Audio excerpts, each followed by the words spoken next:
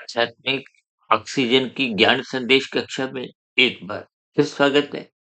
आज की चर्चा हम करेंगे खाने पे, कल की चर्चा रखेंगे हम एक जुड़ने पे और परसों की चर्चा रखेंगे छोड़ने पे। देखिए 3 शब्द अलग-अलग होते हुए भी ये आपके हमारे जीवन की एक दिशा निर्धारित करते हैं। देखिए आपका हमारा स्थूल शरीर इसकी कुछ ना कुछ आवश्यकताएँ बनी रहती है, मरते दम तक बनी रहती है।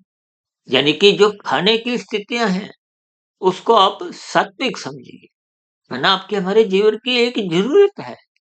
मनुष्य अपने जीवन में खाने के लिए पाप नहीं करता, खाने के लिए पाप करने की ज़रूरत भी नहीं पड़ती, बशर्ते वो अपने कर्तव्यों को यानी कि जो आपको परमात्मा ने एक शरीर दिया है, इसकी 5 ज्ञानेंद्रियाँ हैं, 5 कर्मेंद्रिय हैं। ज्ञानेंद्रियों में देखिए स्थूल शरीर की आँख, नाक, जिह्वा, त्वचा और कान और हाथ पैर वाले लिंग गुदा ये 5 कर्मेंद्रिय हैं। यानी कि पुरुषार्थ करने के लिए परमात्मा ने आपको ये पूरा का पूरा एक यंत्र दिया है स्थूल शरीर के रूप में। स्थूल शरीर के लिए मन को फिर मन के ऊपर एक बुद्धि तत्व है।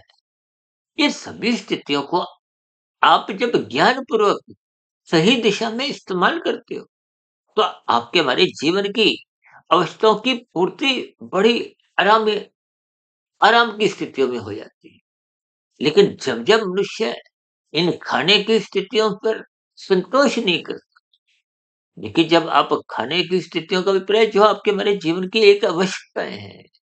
आपको हमें दाल-रोटी चाहिए, रहने को घर चाहिए, पहनने को वस्त्र चाहिए और भी जीवन की कुछ देखिए न्यूनतम एक आवश्यकताएँ होती है। यानी कि जब-जब आप मर्यादित जीवन में रहते हुए अपनी आवश्यकताओं की पूर्ति के लिए, अपने परिवार के लालन-पालन के लिए, समाज की अपने दायित्वों को निभाने के लिए आप जितना भी पुरुषार्थ करते हो, इन सभी सात्विक स्थितियों को हमने देखिए आज एक खाने तक ही सीमित रखा है। यानी कि मनुष्य जब-जब केवल इन स्थितियों तक अपने जीवन को व्यवस्थित रखता है, तो वो कभी भी कानून का उल्लंघन करने की या शास्त्र विरुद्ध पाप कर्म करने की उसको कभी भी कोई ज़रूरत भी नहीं होती और उसके जीवन में ऐसी कभी भी इच्छा भी उत्पन्न नहीं होती। तो इन्हीं शब्दों के साथ आज की चर्चा को यहीं विराम देते हैं।